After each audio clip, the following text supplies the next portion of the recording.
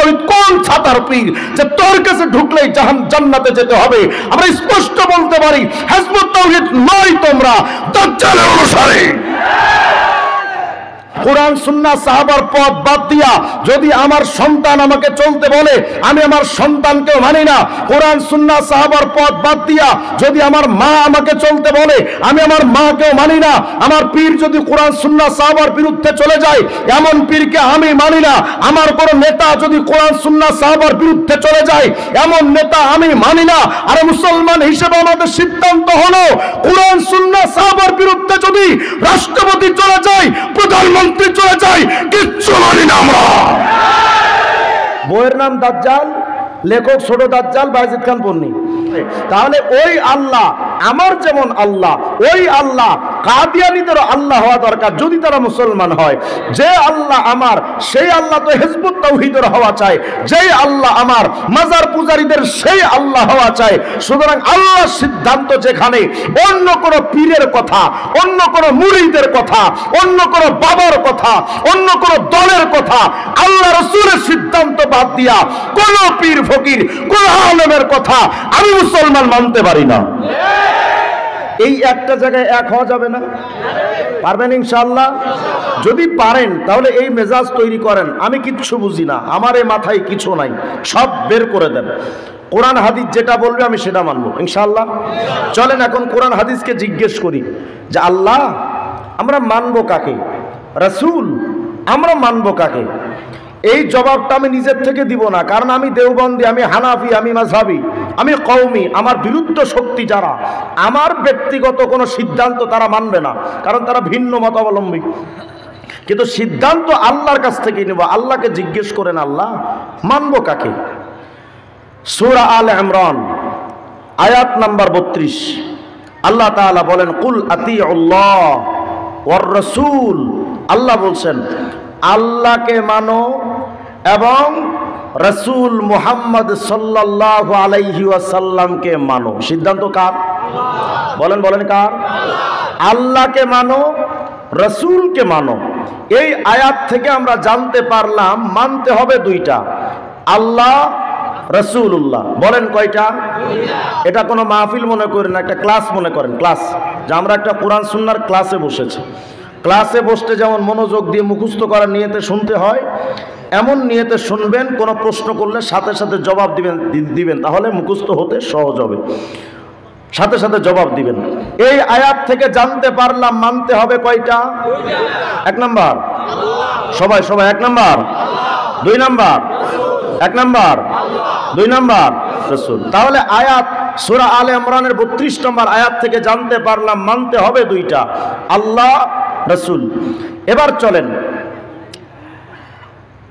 আরেকটি কিতাব আছে, কিতাবুত তামহিদ, হাফিজ ইবনে আব্দুল বার রাহিমাহুল্লাহর লেখা কিতাবুত তামহিদ, খণ্ড নাম্বার 24, পৃষ্ঠা নাম্বার 331। রাসূল করিম আলাইহিস সালাম বলেন, আমরা আগের আয়াত থেকে যেহেতু জেনেছিলাম মানতে হবে আল্লাহ এবং রসুল। প্রশ্ন হলো যে হুজুর আল্লাহকে মানবো কেমনে, জীবনে দেখি নাই। রসুলকে মানবো কেমনে, রসুলের হায়াত আমরা পাই নাই, মানবো কিভাবে? রাসূল করিম আলাইহিস সালাম এটার সুন্দর এক সিদ্ধান্ত জানিয়েছেন। কিতাবুত তামহিদ খণ্ড 24 পৃষ্ঠা 331। রাসূল করিম আলাইহিস সালাম বলেন, দেখো তারাকতু ফীকুম আমরাইন, আমি রসুল তোমাদের কাছে দুটি জিনিস রেখে যাচ্ছি। কয়টা? বলেন বলেন কয়টা? এক নাম্বার, নবী বলেন তারাকতু ফীকুম আমরাইন, দুটি জিনিস রেখে যাচ্ছি, লা তাদিল্লু, কখনো পথভ্রষ্ট তোমরা হবে না, মা তামাসসাকতুম বিহিমা, যতদিন পর্যন্ত ওই দুটো জিনিসকে তোমরা আঁকড়ে ধরবে কখনো পথভ্রষ্ট হবে না। এক নাম্বার কিতাব আল্লাহ, আল্লাহর কোরআন। বলেন এক নাম্বার, কথা বলেন, সমস্যা এদিক সেদিক করেন, মনোযোগ দেন। এক নাম্বার আল্লাহর কিতাব তথা কোরআন। আল্লাহর কোরআন মানলে কি হয়? আল্লাহকে মানা হয়। ওই যে আগের আয়াতে জেনেছিলাম আল্লাহকে মানো, রসুলকে মানো। আসসালামু আলাইকুম।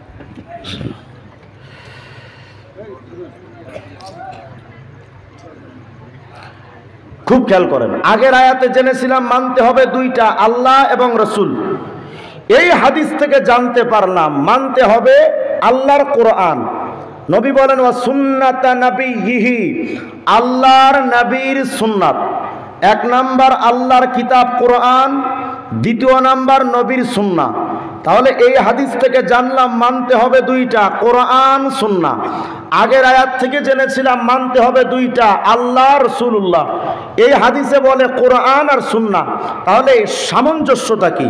সামঞ্জস্যতা হলো আল্লাহর কোরআন মানার অর্থ আল্লাহকে মানা, নবীর সুন্নাহ মানার অর্থ হলো নবীকে মানা।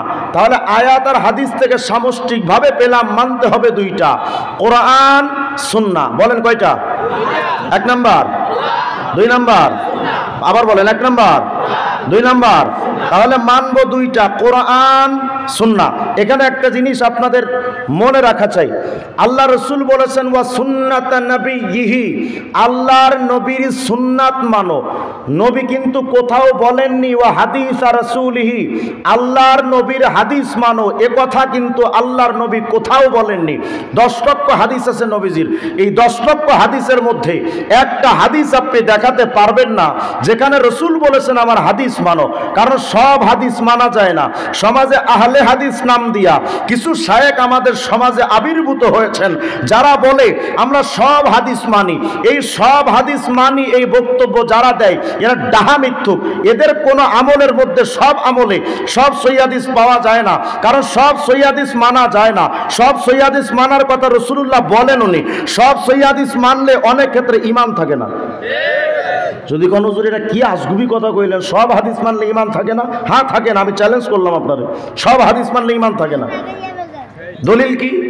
এই বসো, দলিল কি? খেয়াল করেন, আল্লাহর নবী যে 11টা বিয়ে করে একসাথে 10 জন স্ত্রী রেখেছেন, বলেন তো এটা সহিহ হাদিসে আছে না নাই? এখন এটা মানা যাবে কেন? এটা তো সহিহ হাদিস। কথা কয় না, এই সহিহ হাদিস মানা যাবে? আচ্ছা বলেন, এই জামানায় যদি কেউ 10 জন স্ত্রী একই সাথে রাখাটাকে বৈধ মনে করে, ঈমান থাকবে? তাহলে বোঝা গেল সব সহিহ হাদিস মানলে, জায়েজ মনে করলেও ঈমান থাকে। কথা কয় না। তাহলে সব সহিহ হাদিস মানা যায়? এজন্য নবী কোথাও বলেননি আমার সহিহ হাদিস মানো। নবী বলেছেন ওয়া সুন্নাতা নাবিয়্যিহি, আল্লাহর নবীর সুন্নাত মানো। মাল ফারকু বাইনা সুন্নাহ ওয়াল হাদিস। দেখেন নবী আলাইহিস সালাম একদিন আতা সুবাতাতা কওমিন ফাবালা কায়েমা, কোন একটা নর্দমার কাছে এসে আল্লাহর নবী দাঁড়িয়ে পেশাব করলেন, এটা সহিহ হাদিস। এখন বলেন তো এই সহিহ হাদিস কোন আহলে হাদিসের শায়েখরা মানে? কথা বলেন। আব্দুর রাজ্জাক বিন ইউসুফের মতো শায়েখরা দাঁড়ায় মতে, তাহলে বোঝা গেল সব সহিহ হাদিস ওরাও মানে। কথা কয় না। বোঝা গেল সব সহিহ হাদিস মানা যাবে। তাহলে সিদ্ধান্ত কি? নবী ইস্তেনজা পেশাব করা 2 রকম সিস্টেম আছে। কোন সময় তিনি দাঁড়িয়ে করেছেন কোন এক সমস্যার কারণে, আর স্বাভাবিকভাবে তিনি বসে পেশাব করতেন। এই 2 রকম হাদিস, দুইটাই সহিহ হাদিস। দাঁড়িয়ে পেশাব করার হাদিসও সহিহ, বসে পেশাব করার হাদিসও সহিহ। কিন্তু পার্থক্য হলো দাঁড়িয়ে পেশাব করার হাদিসটা শুধু হাদিস, সুন্নাহ না। কিন্তু বসে পেশাব করার হাদিসটা সহিহ, পাশাপাশি সুন্নাহ। আল্লাহর নবী বলেন আমার সুন্নাহ মানো, হাদিস মানার কথা নাই। যেহেতু হাদিস মানার কথা নাই, নবীর দাঁড়িয়ে পেশাব করা হাদিস আমরা আমল করি না। আমরা আমল করি নবীর যেটা সুন্নাহ, বসে পেশাব করা হাদিস। কথা বুঝে আসছে ভাইরা? দ্বন্দ্ব করার কোনো সুযোগ নেই। আমরা আপনাদেরকে বুঝার জন্য আপনাদেরকে বলি, সব সহিহ হাদিস মানা যায়? আল্লাহর নবী সব সহিহ হাদিস মানার কথা বলেছেন? বলেছেন নবীর সুন্নাহ মানার কথা। যাই হোক, আগের আয়াত আর হাদিস থেকে আমরা জানতে পেরেছিলাম মানতে হবে দুইটা, কোরআন সুন্নাহ। সবাই বলেন কয়টা? 1 নাম্বার, 2 নাম্বার, আবার 1 নাম্বার, 2 নাম্বার। এবার 3 নাম্বার আরেকটা হাদিস দেখেন। এই হাদিসটা পাবেন জামে তিরমিজি 2641 নম্বর হাদিস। নবী আলাইহিস সালাম বলেন ইন্না বানি ইসরাঈল তাফাররাকাত আলা 72 মিল্লা ওয়া ফি riwayatin ফিরকা। আল্লাহ নবী বলেন বনি ইসরাইলের মধ্যে দলে দলে বিভক্ত হয়েছিল 72টা। আল্লাহ নবী বলেন ওয়াতাফতারিকু উম্মতি আলা 73 ফিরকা ওয়া ফি riwayatin মিল্লা, আমার উম্মতের দল হবে 73টা। খুব ভালো করে বুঝেন। আল্লাহ নবী বলেন বনি ইসরাইলের দল ছিল কয়টা, আর মুহাম্মদুর রাসূলুল্লাহর উম্মতের দল হবে কয়টা, ৭৩টা।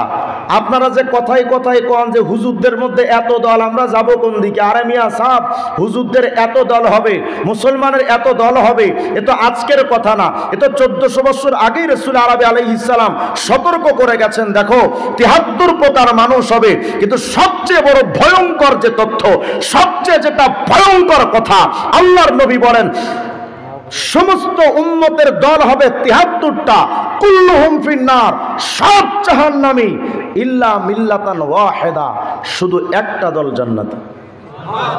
ভাবেন ভাবেন কত বড় ভয়ঙ্কর কথা ভাবেন। ৭৩ প্রকার মুসলমানের মধ্যে শুধু এক প্রকার মুসলমান জান্নাতি, আর নবীর সিদ্ধান্ত অনুযায়ী বাকি ৭২টা দল জাহান্নামী। ভাবতে পারেন কত ভয়ঙ্কর কথা, যে এত প্রকার মুসলমানের মধ্যে শুধু এক প্রকার মুসলমান নাম্বার 1, এক প্রকার মুসলমান শুধু জান্নাতি, বাকি সবগুলো জাহান্নামী।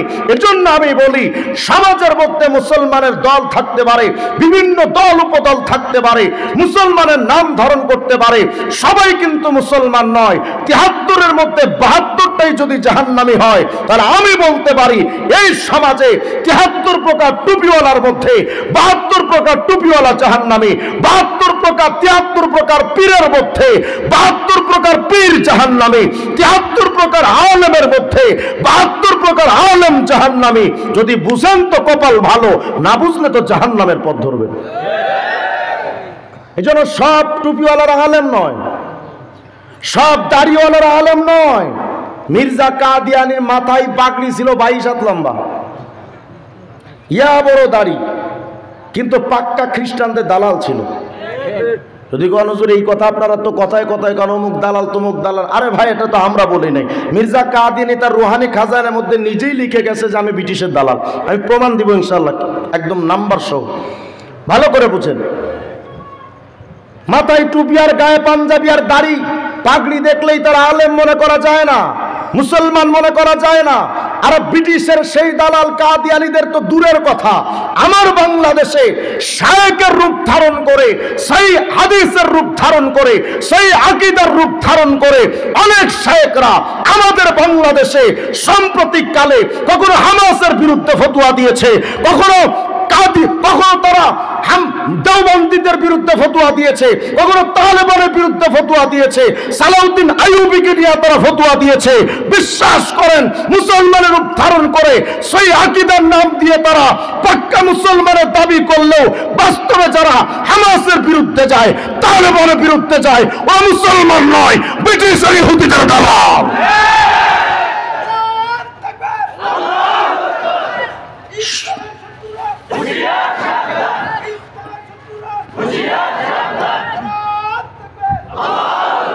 সবাই মুসলমান নয়। ৭৩ প্রকারের মধ্যে ৭২টা জাহান্নামী, জান্নাতি কয়টা? এখন এই এক দল যে জান্নাতি, এরা কারা জানা দরকার নাই? কত হয় না? এখন তো তাহিরি আঙ্কেল কয় তারাও জান্নাতি, মাছ ভান্ডারির কাছে মুড়ি ধইলে তো জান্নাত কনফার্ম, হেজবুত তাওহীদে ঢুকলেই তো জান্নাত। কথা হয় না? আরে শুধু হেজবুত তাওহীদ কেন, দাজ্জালও বলবে আমার কাছে আয় জান্নাত। কথা কয় না? তাহলে এই কথা যারা নিশ্চিত ভাবে কয় যে আমার কাছে আসলেই জান্নাতি, বোঝা গেল ওটা পাক্কা মুসলমান নয়, ওটা দাজ্জালের অনুসারী। আমি জান্নাতের সার্টিফিকেট দিতে পারবো আপনাকে, জান্নাতের টিকিট আমি দিতে পারবো আপনারে, জান্নাতের মালিক কে? আর আমাদের নবী নিজে তার চাচা আবু তালেবকে জান্নাতের টিকিট দিতে পারেনি, তুমি কোন ছাতার পীর? কথা কয় না? আমার নবী তার নিজের চাচা আবু তালেবকে জান্নাতে নিতে পারবেন না, খলিলুল্লাহ ইব্রাহিম তার নিজের বাবাকে জান্নাতে নিতে পারবেন না, হযরত লূত আলাইহিস সালাম তার স্ত্রীকে জান্নাতে নিতে পারবেন না, হযরত নূহ আলাইহিস সালাম তার সন্তান কেনানকে জান্নাতে নিতে পারবেন না। তুই হিজবুত তাওহীদ কোন ছাতার পীর যে তোর কাছে ঢুকলেই জান্নাতে যেতে হবে? আমরা স্পষ্ট বলতে পারি, হিজবুত তাওহীদ নয় তোমরা, দাজ্জালের অনুসারী। হিজবুত তাওহীদ তাদের বইয়ের মধ্যে স্পষ্ট লিখেছে যে সত্যিকার অর্থে যারা তোমরা হিজবুত তাওহীদে ঢুকেছো, এ ব্যাপারে নিশ্চিত থাকো তুমি জান্নাতি। আমার কাছে দলিল সহ আছে, খুব ভালো করে বুঝেন। তাহলে জান্নাতি কারা, এই সিদ্ধান্ত আমি দিব না আল্লাহ রাসূল দিবে? বিরক্ত হচ্ছেন নাকি আপনারা? বিরক্ত না? বুঝেন, কারণ আপনাদের উত্তরবঙ্গটা বেঈমানদের মূল টার্গেট। এই উত্তরবঙ্গকে যদি তারা হাত করতে পারে, বিশেষ করে প্রান্ত এলাকা, সীমান্তবর্তী এলাকাকে বেঈমানরা সবসময় টার্গেটের মুখে রাখে। ওদিকে চট্টগ্রামের পাহাড়ি অঞ্চলে দেখবেন ইদানিং শুরু হয়েছে, সেখানে জঙ্গি গোষ্ঠী তারা উত্থান হয়েছে, তাদের গ্রেফতার কার্যক্রম চলছে। তারা দীর্ঘদিন যাবৎ তারা তাদের এই কার্যক্রম চালাচ্ছে, শুধু ওই অঞ্চলটাকে বাংলাদেশ থেকে আলাদা করে ত্রিপুরা সহ একটা রাজ্য গঠন করতে। আপনাদের এই অঞ্চলটা নিয়েও তারা একটা রাজ্য গঠন করতে চায়। আমরা স্পষ্ট করে বলি, মাঝে মধ্যে ইন্ডিয়ার অনেক দাদারা আমাদেরকে কয় বাংলাদেশের বিরাট একটা অঞ্চল তারা দখল করবে। আমরা বললাম আই ওয়েলকাম, খেলা হবে দুধের শক্তি বেশি না গরুর মুতের শক্তি বেশি, দেখা হবে। আমার বাংলাদেশের 1 ইঞ্চি মাটি তুমি দখল করতে চাও, আমরা আঙ্গুল চুষবো, ললিপপ খাবো, দাদা এটা হতে পারে না। পিটানির চোটে ধুতি বড় টাইম পাবি না। আপনাদের এই অঞ্চলগুলো দখল করতে চায়, এজন্য সব বাতিলের মূল টার্গেট হলো আপনাদের এই অঞ্চল। দেখবেন খ্রিস্টান মিশনারিরা যখন দাওয়াত দেয়, তারা কখনো কয় না খ্রিস্টান হও, তারা বলে ঈসাই মুসলমান হও। কি কয়? মানে মুসলমানের দাওয়াত দেয় যে ঈসাই মুসলমান হও। আবার কাদিয়ানিরা যখন আপনাদের দাওয়াত দেয়, তখন তারা বলে না কাদিয়ানি হও, তারা বলে আহমদি মুসলমান হও। কথা কয় না? তাহলে বোঝা গেল এদের সব সুতোর গোড়া এক নাকি আলাদা? এক এক। কি হলো সমস্যা? যদি আপনারা মনে করেন যে সুদ দিয়ে ওয়াজ করেন, আমি ওটা ভালোই পারি, অসুবিধা নাই। একজন উঠলে আমার মাথা বিগড়ে যাবে, এটা আমার একটা তবিয়ত। আর যদি আকিস বিড়ির নেশা টেশা লাগে তো ভিন্ন বিষয়। মনোযোগ দেন। তাহলে আমরা আগের হাদিস থেকে জানতে পেরেছিলাম আল্লাহ এবং রসুলকে মানো, পরে হাদিস থেকে জানতে পারলাম কোরআন সুন্নাহ মানো। এখন এই হাদিসে বলছে 72টাই জাহান্নামী, একটা দল জান্নাতি। প্রশ্ন হলো হুজুর ওই দলটা কারা যারা জান্নাতি? আল্লাহর রসুল বলেন মা আনা আলাইহি ওয়া আসহাবি, আমি এবং আমার সাহাবা। বলেন তো, সবাই বলেন, আবার বলেন, আমি এবং আমার সাহাবাদের পথ, মত, মতবাদ, আকীদা, বিশ্বাস, ঈমান, আমল, তাহজিব, তামাদ্দুন, চেতনা, এটাকেই যারা মেনে নিবে জান্নাতি, যারা মানবে না জাহান্নামী। সিদ্ধান্ত আমার না রাসূলুল্লাহর? তাহলে রাসূলের কথা হলো আমি এবং আমার সাহাবীদেরকে যারা মানবে তারা জান্নাতি। তাহলে এই হাদিস থেকে জান্নাতীদের আরেকটা অতিরিক্ত পথ পেলাম, সাহাবাদের পথ। কথা কয় না? আগের আয়াত হাদিস থেকে জেনেছিলাম কয়টা? কোরআন সুন্নাহ। এই হাদিস থেকে জানতে পারলাম পাশাপাশি সাহাবা। তাহলে বোঝা গেল হেদায়েত আর জান্নাতের রাস্তা মোট কয়টা? বলেন বলেন না কয়টা? 1 নম্বর বলেন, বলেন 1 নম্বর, 2 নম্বর, 3 নম্বর কোরআন সুন্নাহ সাহাবা। যদি বলেন এই 3টা কথা তো বিভিন্ন আয়াত হাদিস থেকে হুজুর আপনি এক করলেন, একই আয়াতের মধ্যে কি 3টা মানার কথা নাই? হ্যাঁ সেটাও আছে। দলিল সূরা আলে ইমরানের 31 নম্বর আয়াত, সূরা নিসার 59 নম্বর আয়াত। আল্লাহ তাআলা বলেন ইয়া আইয়ুহাল্লাযীনা আমানু আতিউল্লাহ ওয়া আতিউর রাসূল ওয়া উলিল আমরি মিনকুম। আল্লাহ বলেন আল্লাহকে মানো এবং রাসূলকে মানো এবং উলুল আমরের আউয়াল মিসতাক সাহাবায়ে কেরামকে মানো। তাহলে এই আয়াতের মধ্যে বলা হলো আল্লাহকে মানো, রাসূলকে মানো, সাহাবায়ে কেরামকে মানো। এই সিদ্ধান্ত আমি রিজওয়ান রফিকির না আল্লাহর? তাহলে বোঝা গেল মানতে হবে কয়টা? বলেন বলেন কয়টা? মুখস্থ করেন। বলেন 1 নম্বর, সবাই 1 নম্বর, আওয়াজ দিয়ে 1 নম্বর, 2 নম্বর, 3 নম্বর। বলেন মানবো কয়টা? 1 নম্বর, 2 নম্বর, 3 নম্বর। এই কোরআন সুন্নাহ সাহাবা সিদ্ধান্ত ক্লিয়ার, আল্লাহ থেকে রাসূল থেকে সিদ্ধান্ত পেয়েছি কোরআন সুন্নাহ সাহাবাকে মানার। সুতরাং হে বিশ্ব, হে জাতি, আমরা তোমাদেরকে স্পষ্ট করে বলে দেই, যারা কোরআন সুন্নাহর পক্ষে থাকবে সে আলেমদেরকে আমরা মানব। কোরআন সুন্নাহ সাহাবার পক্ষে যেই মাদ্রাসা থাকবে আমরা সেই মাদ্রাসাকে মানব। কোরআন সুন্নাহ সাহাবার পক্ষে যেই পীরের খানকা থাকবে আমরা সেই পীরের খানকাকে মানব। কোরআন সুন্নাহ সাহাবার পক্ষে যেই মাযহাব থাকবে, ইজমা থাকবে, কিয়াস থাকবে, আমরা সেগুলোকেও মানব। কিন্তু কোরআন সুন্নাহ সাহাবাকে বাদ দিয়া আমার বাপ যদি আমাকে অন্য পথে চলতে পারে, লা তাআতা লি মাখলুকিন ফি মাসিয়াতিল খালিক, আল্লাহকে নারাজ করে আমি আমার বাপকেও মানি না। কোরআন সুন্নাহ সাহাবার পথ বাদ দিয়া যদি আমার সন্তান আমাকে চলতে বলে আমি আমার সন্তানকেও মানি না। কোরআন সুন্নাহ সাহাবার পথ বাদ দিয়া যদি আমার মা আমাকে চলতে বলে আমি আমার মাকেও মানি না। আমার পীর যদি কোরআন সুন্নাহ সাহাবার বিরুদ্ধে চলে যায় এমন পীরকে আমি মানি না। আমার কোন নেতা যদি কোরআন সুন্নাহ সাহাবার বিরুদ্ধে চলে যায় এমন নেতা আমি মানি না। আর মুসলমান হিসেবে আমাদের সিদ্ধান্ত হলো কোরআন সুন্নাহ সাহাবার বিরুদ্ধে যদি রাষ্ট্রপতি চলে যায়, প্রধানমন্ত্রী চলে যায়, কিচ্ছু মানি না আমরা। বলেন মানবো কয়টা? 1 নাম্বার, 2 নাম্বার, 3 নাম্বার, এই তিনটার বিরুদ্ধে কিচ্ছু মানি। এবার আরেকটা ভালো কথা, ব্যাকরণ বুঝেন। মনে করেন আমি আপনাকে বললাম যে আগামীকাল সকালবেলা, শুনতেছি এদিকে, শোনেন মনোযোগ দেন। আমি আপনাকে বললাম যে আগামীকাল সকালবেলা আমি এবং হুজুর আপনার বাসায় যাব। ভালো করে বুঝেন, আমি এবং হুজুর আপনার বাসায় যাব। আপনি বুঝবেন কয়জন যাব? কেন? আমি বলেছি আমি এবং হুজুর আপনার বাসায় যাব। এবং শব্দটা বাংলাতে উভয়কে মিলানোর জন্যই ব্যাকরণে ব্যবহৃত হয়, তাই না? আচ্ছা, আমি যদি বাক্যটা এভাবে বলতাম আমি অথবা হুজুর আপনার বাসায় যাব, কয়জন? কেন? অথবা শব্দ বা কিংবা শব্দটা আসে আলাদা করার জন্য, আর এবং শব্দ আসে মিলানোর জন্য। এটা বাংলা ব্যাকরণ। ঠিক একই ব্যাকরণ আরবিতেও।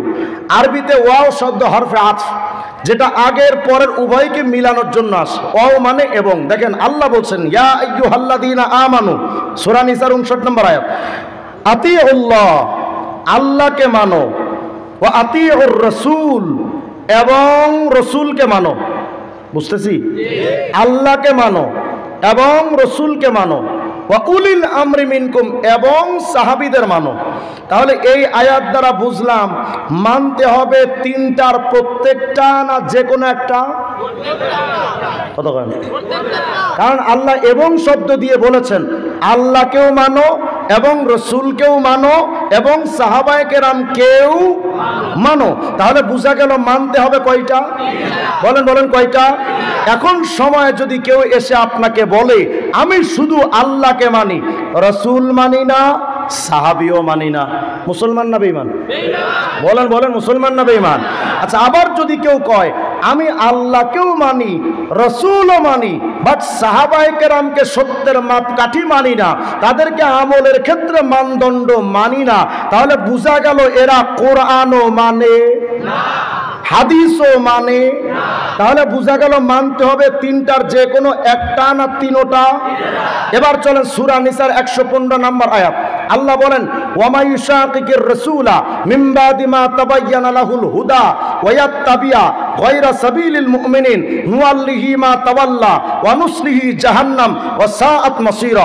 আল্লাহ বলেন যারা আল্লাহর রসুলের বিরুদ্ধাচরণ করে এবং সাহাবীদের পথ বাদ দিয়া ভিন্ন কোনো পথে যারা চলে, আল্লাহ বলেন আমি তাদেরকে কাফের অবস্থায় রাখবো এবং তাদেরকে জাহান্নামে নিক্ষেপ করব।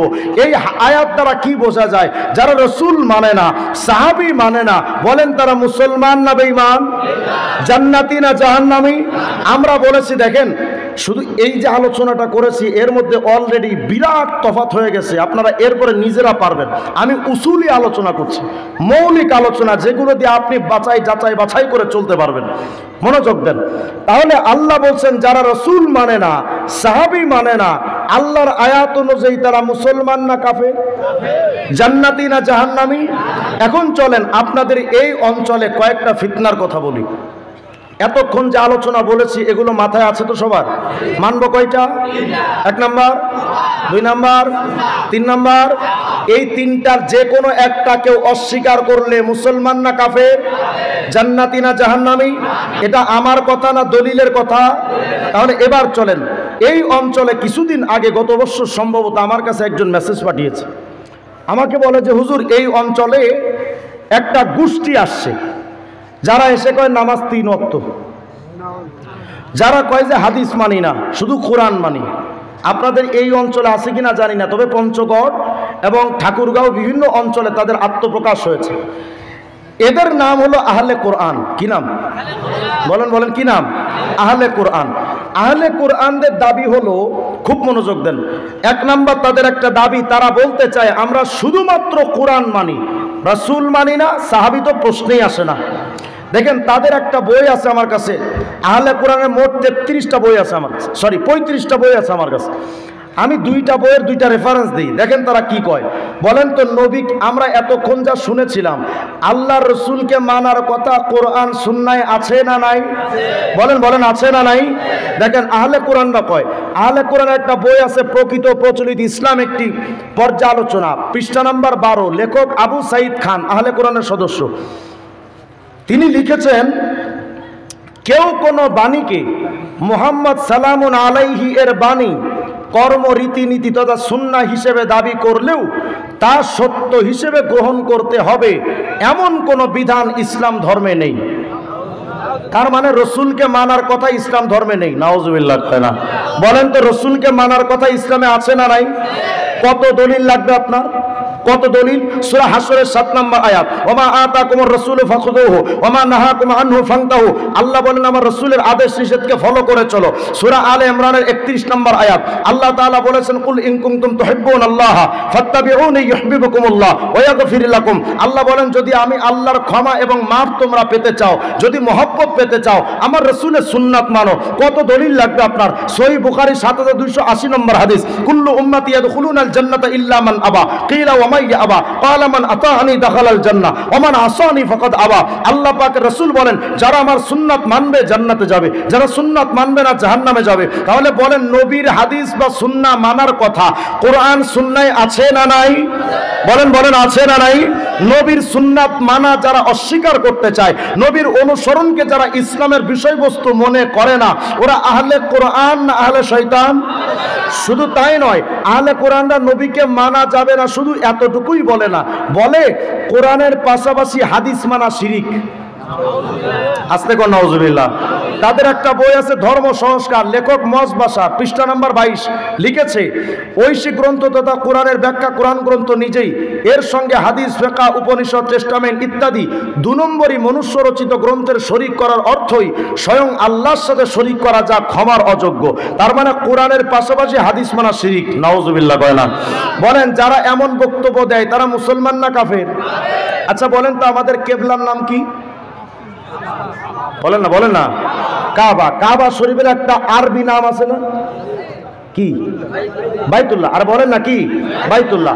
এই বাইতুল্লাহ শব্দের অর্থ কি? সবাই বলেন না কি অর্থ? আল্লাহর ঘর। বাইতুল্লাহ যে আল্লাহর ঘর এ ব্যাপারে কারো কোনো সন্দেহ থাকার সুযোগ? আল্লাহ পাক কোরআন শরীফের মধ্যে বলেছেন ওয়াতাহিরা বাইতিয়া লিত-তাইফিনা ওয়াল আকিফিনা ওয়ার রুকআই সুজুদ। আল্লাহ ইব্রাহিম আর ইসমাঈলকে বলেছেন যে তোমরা আমার ঘর এই কাবাকে পবিত্র করো। তাহলে কাবা শরীফকে আল্লাহ নিজের ঘর বলেছেন, এটা সত্য না মিথ্যা? দেখেন আহলে কোরআনদের একটা বই, তারা তাদের এই বইটার ধর্ম সংস্কার নামক বইয়ের মধ্যে লিখেছে কাবা আল্লাহর ঘর নয়। বলেন এরা সত্যবাদী না মিথ্যাবাদী? আচ্ছা আমরা যখন নামাজ পড়বো কোন দিকে ফিরে নামাজ পড়বো? কাবার দিকে ফিরে যদি কেউ নামাজ আদায় না করে তার নামাজ হবে? বলেন বলেন নামাজ হবে? আহলে কোরআনরা বলে যে শুধু কাবা নয়, যে কোনো দিকে ফিরে আপনি নামাজ পড়তে পারেন। দেখেন তাদের বই ধর্ম সংস্কার নামক বইয়ের 260-261 নম্বর পৃষ্ঠার মধ্যে লিখেছে নামাজ বা পাপ পুণ্য কর্মের কোনো দিক বা প্রচলিত কিবলার উপর নির্ভর করে না, বাধ্যবাধকতাও নেই। অতএব যে কোনো লোক বা জামাত যে কোনো সময় যে কোনো দিকে ফিরে নামাজ আদায় করায় কোরআন গ্রন্থে কোনো বাধা নিষেধ নেই। মানে আপনি উত্তর দিকে ফিরে নামাজ পড়তে পারেন, দক্ষিণ দিকে ফিরেও নামাজ পড়তে পারেন। বলেন তাদের এই বক্তব্য কোরআন শরীফের সূরা বাকারার 149 নম্বর আয়াত, ওয়ামিন হাইতু খরাজতা ফাওয়াল্লি ওয়াজহাকা শাতরাল মসজিদিল হারাম, আল্লাহ বলেন মসজিদে হারাম কাবার দিকে ফিরে তোমরা নামাজ আদায় করো। হুকুমটা আমাদের না আল্লাহর? তাহলে যদি কেউ কিবলার দিকে ফিরে নামাজ আদায় না করে তার নামাজ হওয়া সম্ভব না। আহলে কোরআনরা বলে যে কোনো দিকে ফিরে নামাজ আদায় করলেই হবে। বলেন ওরা আহলে কোরআন না আহলে শয়তান? বলেন আহলে কোরআন না আহলে শয়তান? এবার বলেন তো নামাজ কয় ওয়াক্ত? বলেন কয় ওয়াক্ত? এ ব্যাপারে কারো কোনো দ্বিমত? যদি কেউ কয় নামাজ 3 ওয়াক্ত, মুসলমান না বেঈমান? দেখেন আহলে কোরআনের একটা বই আছে আমার কাছে, এই বইটার নাম ধর্ম সংস্কার, 278 নম্বর পৃষ্ঠায় লিখেছে নামাজ কোরআন শরীফে মাত্র 3 ওয়াক্ত।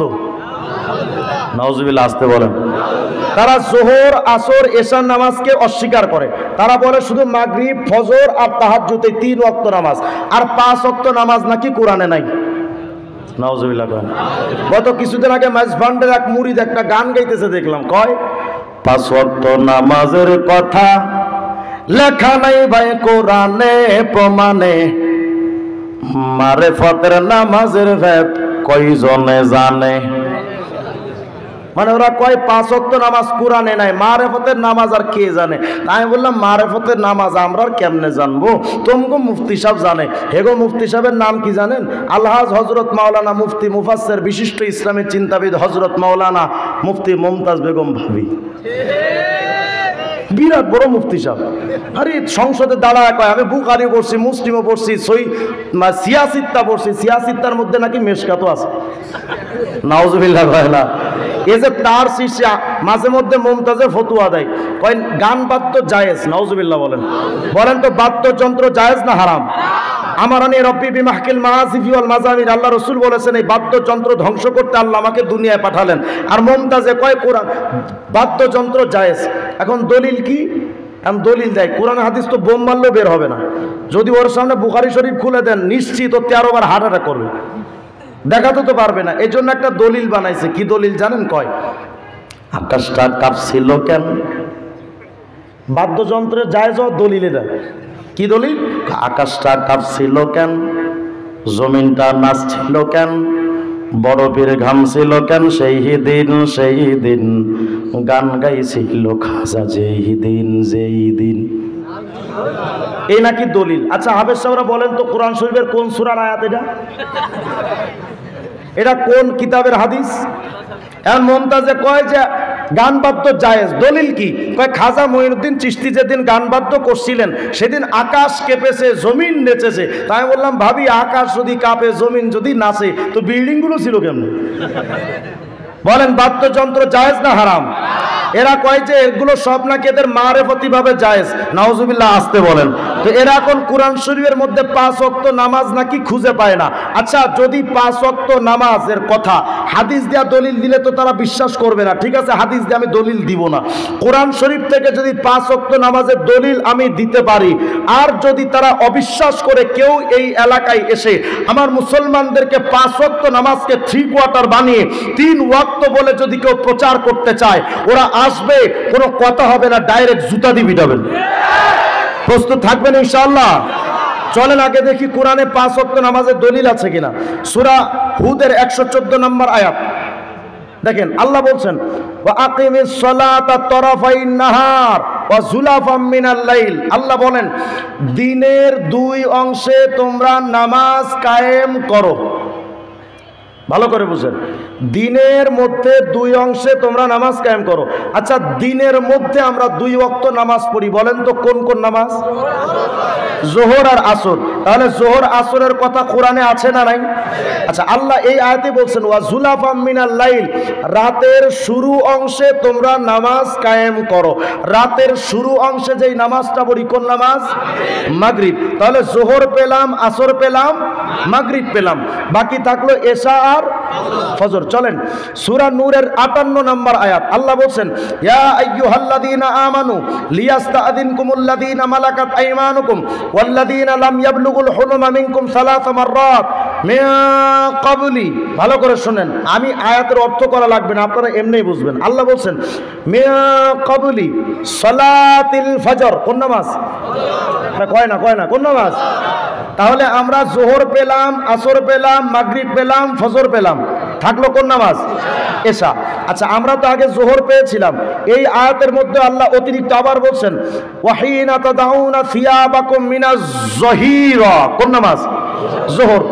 আচ্ছা, বাকি ছিল কোন ওয়াক্ত? আরে বলেন না কোন ওয়াক্ত? দেখেন এই আয়াতে আল্লাহ বলছেন সূরা নূরের 58 নম্বর আয়াত ওয়া মিন বাদি সালাতিল ইশা। কথা কয় না, এটার অনুবাদ করা লাগবে। সলাতুল ইশা মানে ইশার নামাজ, সলাতুল ফজর মানে ফজরের নামাজ। তাহলে বলেন তো কোন ওয়াক্ত বাকি আছে? কোন ওয়াক্ত বাকি আছে? শুধু বাকি আছে ওটা জুতা দিয়ে বানানো। কথা কয় না। অর্থাৎ ক্লিয়ার কাট কথা, আমরা কোরআন সুন্নাহ 1400 বছর যাবত যে বিধান আল্লাহ রাসূল এবং আল্লাহ থেকে জেনেছি, নতুন ভাবে যারা ধর্ম সংস্কারের নাম দিয়া 5 ওয়াক্ত নামাজকে যারা 3 কোয়ার্টার বানিয়ে 3 ওয়াক্ত বলে চালাতে চায়, যারা কাবা মানে না, কিবলা মানে না, হাদিস মানে না, সুন্নাহ মানে না, আমরা স্পষ্ট করে বলি আমরাও তোমাদের মুসলমান মনে করি না। বেঈমান হয়ে মুসলমান ইসলাম নিয়ে কথা বলবে, ডাইরেক্ট সুতা দিয়ে পুরো সামনে তুলে ফেলা হবে বাবা।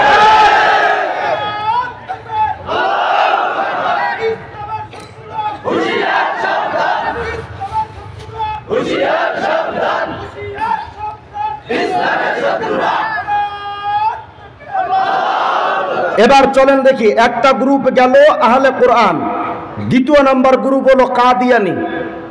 এটা আপনাদের দিকে নাই, কথা হয় না, শুধু আছে নাকি? উত্তরবঙ্গে কাদিয়ানি দিয়া দেশটা ভরা। আমরা স্পষ্ট করে বলি কাদিয়ানিরা আমাদেরকে সবক দেয়, কই যে হুজুররা আমাদের ব্যাপারে প্রোপাগান্ডা চালায়, মিথ্যা অপবাদ দেয়। তো ঠিক আছে, আমি ওপেন পাবলিক ময়দানে তো আমি আলোচনা করছি, কাদিয়ানির কোনো বাচ্চা যদি থাকেন তো দাঁড়ান, অথবা যদি পারেন তো স্টেজে আসেন। আমি এখনই পড়াশোনা ছাড়া আমি আপনাদের সামনে ডিবেট করতে তৈরি আছি। কারো কোনো বাপের বেটা যদি থাকেন তো আসেন। তবে অগ্রিম এটা জানিয়ে নেই, আপনাদের মির্জা কাদিয়ানির নাপাক কিতাব আমি ইন্ডিয়া থেকে অর্ডার করে মাসের পর মাস অপেক্ষা করে রুহানি খাজাইন, মজমু ইশতেহারাত সব কিনে আনছি, আমার ঘরেই আছে, আমার মোবাইলে পিডিএফ ভার্সন আছে। অতএব যে আলোচনাগুলো আমি কাদিয়ানীদের ব্যাপারে বলবো টোটালটা দলিল ভিত্তিক। বলেন তো আমাদের নবীর পর আর কাউকে নবী মানা যায়? বলেন যায়? দেখেন একটা হাদিস শোনেন, হাদিসের মধ্যে রাসূল কারীম আলাইহিস সালাম বলেছেন, হাদিসটি আপনারা পাবেন জামে সগীরের মধ্যে। আল্লাহ রাসূল ৭৪৭৬ নম্বর হাদিস, দেখেন নবী কি বলছেন, খুব মনোযোগ দেন। লাউ কানা মুসা হাই লাউ নাযালা মুসা, এই জামানায় যদি মুসা নবী আসমান থেকে আগমন করেন, সুম্মা তাবাতুমুহু, আমি মুহাম্মদ ওয়াতারাকতুমুনি, আমি মুহাম্মদ রাসূলুল্লাহকে বাদ দিয়া তোমরা যদি মুসা নবীকে মান্য করা শুরু করে দাও, লা দালালতুম, অবশ্যই তোমরা পথভ্রষ্ট হয়ে যাবে। ভালো করে বুঝেন, আল্লাহ রাসূল বলেন আমি মুহাম্মদের যুগে সত্য নবী মুসাকেও যদি তোমরা মানা শুরু করো তাহলেও তোমরা পথভ্রষ্ট হয়ে যাবে।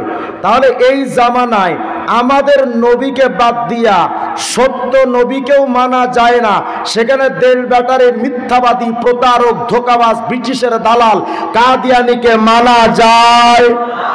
মানা যায়?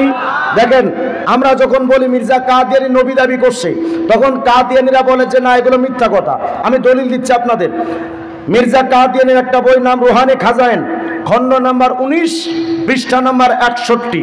খুব ভালো করে শুনেন কি বলছে দেখেন। কয় মুবারক ও জিসনে মুঝে পেহচানা, কয় মির্জা কাদিয়ানি কয় বরকতময় ব্যক্তি সে যে আমি মির্জা কাদিয়ানিরে চিনতে পারছে। তাই বলে হ্যাঁ আসলে আমরা বরকতময়, তুই যে একটা টাটকা টাউট আর সিটিং আর বাটপার ফরমালিন মুক্ত কাফের, এটা আমরা ভালো করেই জানি। অতএব আমরা তোর ফটো অনুযায়ী আমরা আসলে বরকতময়। দেখেন মির্জা কাদিয়ানি কয় মাই খুদা কি সব রাহু মে সে আখরি রাহ, আমাদের মানার রাস্তা কয়টা? বলেন না কয়টা? 1 নম্বর 2 নম্বর 3 নম্বর মির্জা কাদিনী বলে মাই খুদা কি সব রাহু মে সে আখিরি রাহ, আল্লাহর যত মানার শরিয়তি রাস্তা আছে সমস্ত রাস্তার মধ্যে আমি কাদিয়ানি শেষ রাস্তা, মানে আমারে সারা। এরপরে বলছে কিউকে মেরে বেগैर সব তারিকি হ্যাঁ, বলে আমি মির্জা কাদিয়ানিকে ছাড়া আর কিচ্ছু মানা যাবে না। বলেন যেই জামানায় কুরআন সুন্নাহ সাহাবা বাদ দিয়া কিচ্ছু মানা যায় না, ওই জামানায় যেই লোকটা দাবি করে আমি কাদিয়ানিকে ছাড়া কিচ্ছু মানা যাবে না, ও কি মুসলমান না বেঈমান? বলেন বলেন মুসলমান না বেঈমান? এরপরে দেখেন মির্জা কাদিয়ানি লিখেছে তিরিয়াকুল কুলুবের 4 নম্বর পৃষ্ঠা, কয় মানাম মাসিহে জামা, আমি জামানার ঈসা নবী, কয় মানাম কালিমে খুদা, আমি জামানার মুসা নবী। আস্তে কয় আস্তে কয়।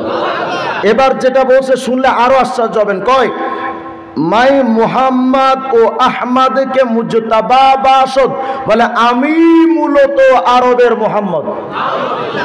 বলেন কি মুসলমান না বেঈমান? সুস্থ না তার সেরা? শুধু মুহাম্মদ দাবি করে শেষ করেনি, আরো কয় মাই রুহানি খাজানের খণ্ড 19 পৃষ্ঠা 61 কয় মাই উসকে সব নূরু মে সে আখিরি নূর হো, আল্লাহর যত নবী, নূর মানে নবী, কজাকুম মিনাল্লাহি নূরাইন নবী, আল্লাহর যত নবী দুনিয়াতে আসছে সমস্ত নবীদের মধ্যে আমি মির্জা কাদিয়ানি শেষ নবী। এখন আপনি আমাকে জবাব দেন, এই লোকটা মুসলমান না বেঈমান? শুধু ঈসা মুসা মুহাম্মদ দাবি করে শেষ করেনি, এই জালেম আবার কি কয় দেখেন রুহানি খাজানের খণ্ড 22 521 নম্বর পৃষ্ঠা কি কয়, কয় মাই আদম হো, আমি আদম আলাইহিস সালাম। আমি বললাম তুই যদি আদম হবি তাইলে তো তোর বাপ মা থাকার কথা না। কত হয় আদম আলাইহিস সালাম বাপ মা ছিল? মির্জা কাদিয়ানি কয় তার বাপের নাম মির্জা গোলাম মুর্তাজা। এখন আমার প্রশ্ন হলো তুমি যদি আদম হও তাহলে তো তোমার বাপ মা থাকার কথা না, যেহেতু তোমার বাপ মা আছে তাহলে বোঝা গেল তুই আদম না, তুই মিথ্যাবাদী।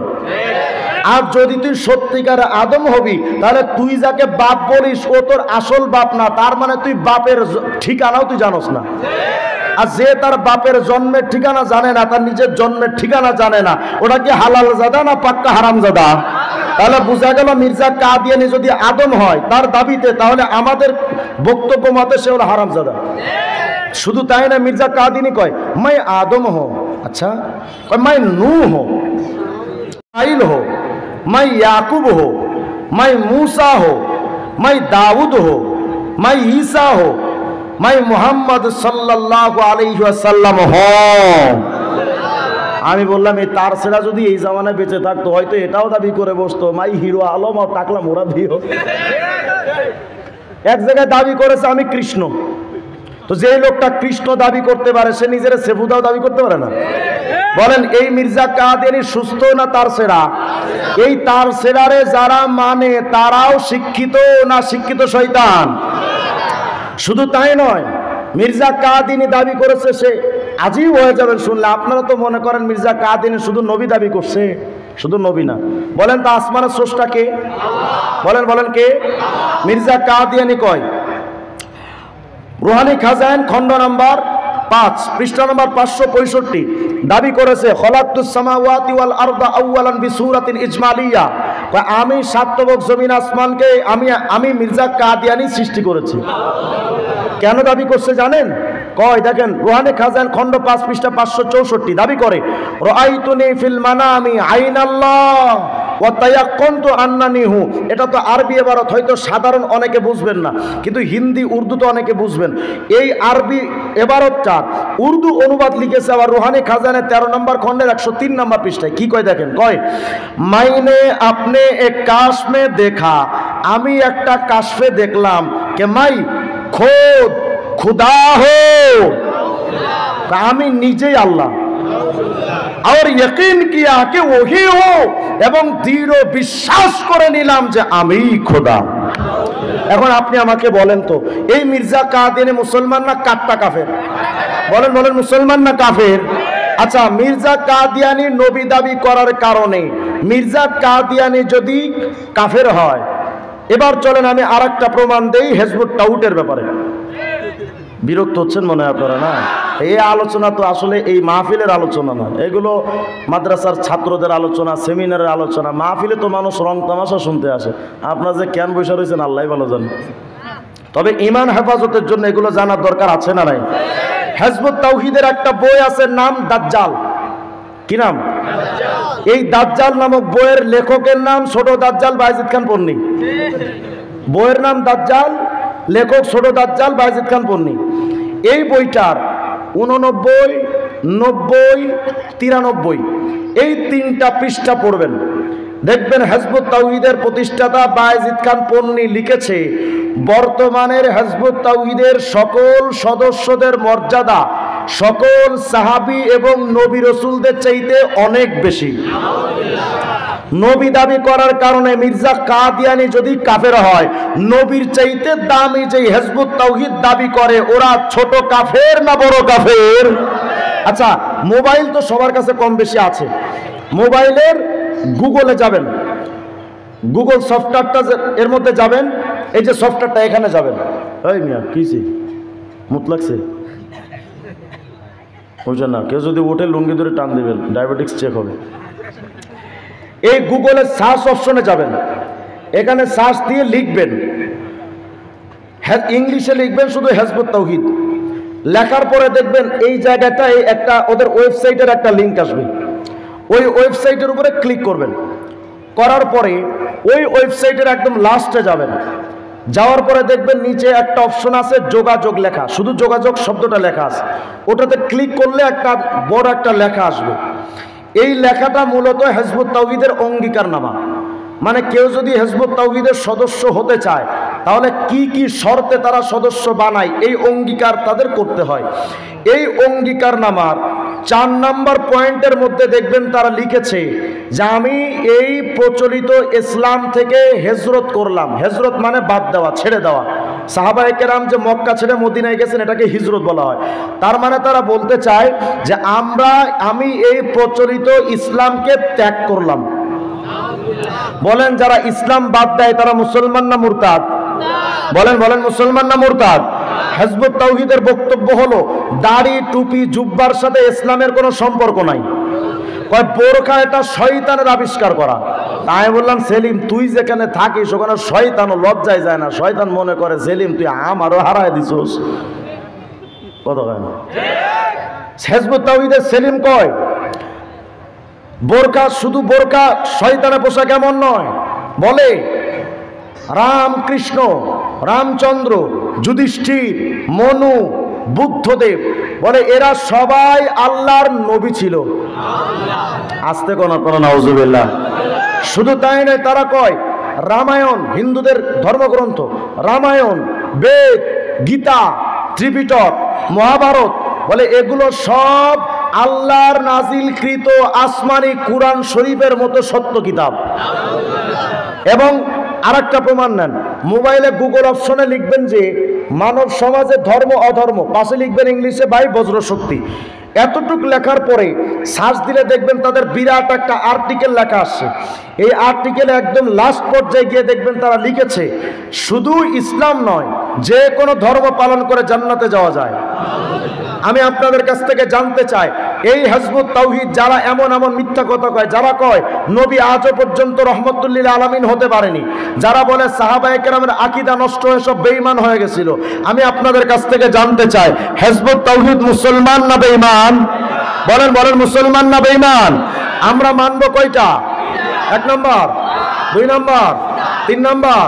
এই কোরআন সুন্নাহ সাহাবা বাদ দিয়া যে আহলে কোরআন বিরুদ্ধ অবস্থান নিয়েছে, কাদিয়ানীরা যারা বিরুদ্ধ অবস্থান নিয়েছে, হিজবুত তাওহীদ যারা বিরুদ্ধ অবস্থান নিয়েছে, আমি সুস্পষ্টভাবে জানতে চাই এরা মুসলমান না বেঈমান?